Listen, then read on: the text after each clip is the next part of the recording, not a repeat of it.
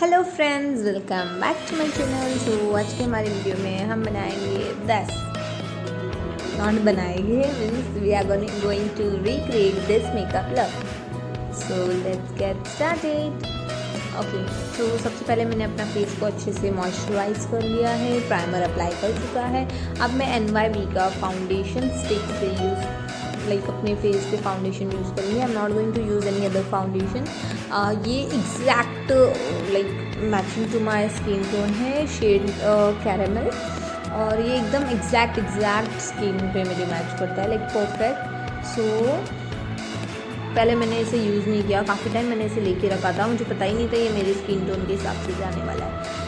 फिर अभी मुझे पता चला है कि ये प्रॉपर माई स्किन टोन है। So I am using this as a foundation.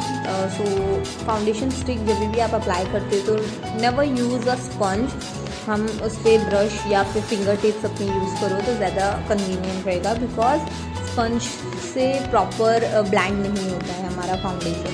Okay, foundation stick already एक मैट और एकदम नॉट एकदम लिक्विड नहीं होता है, तो इतना प्रॉपर नहीं होता है कि वो स्पंज से ब्लेंड हो। ठीक है, तो हमें ब्रश या फिर हमारा फिंगर टिप यूज़ करना चाहिए। Now I am going to use a concealer near to my eye area.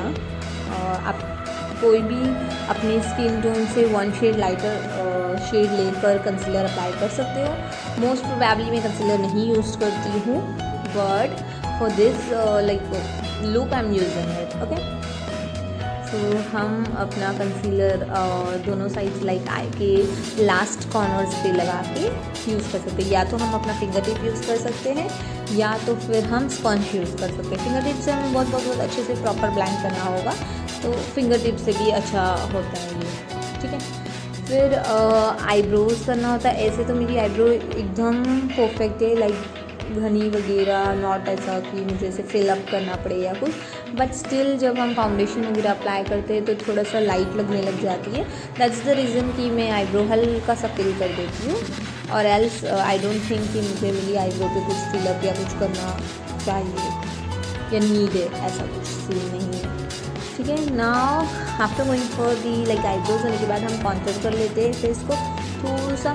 Most probably अगर हम फाउंडेशन स्टिक यूज़ कर रहे हो तो बेकिंग करने की ज़रूरत नहीं है, बिकॉज आई टोल्ड यू कि वो मैट होता है।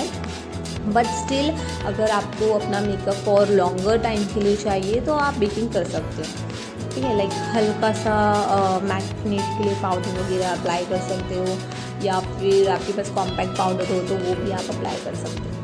ठीक है, सो मेरे पास फॉरएवर 52 का मीडियम टोन में कॉम्पैक्ट पाउडर है। So I am applying that on my all face and neck area.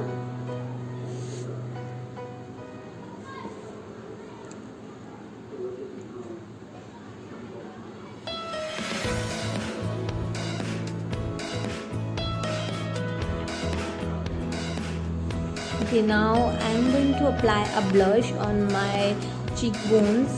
So मैं बहुत हल्का सा अप्लाई करूँगी।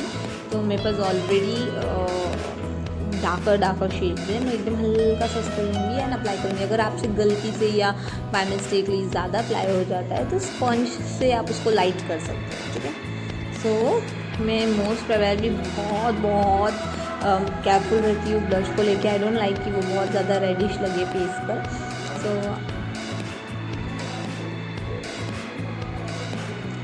Now the brush is done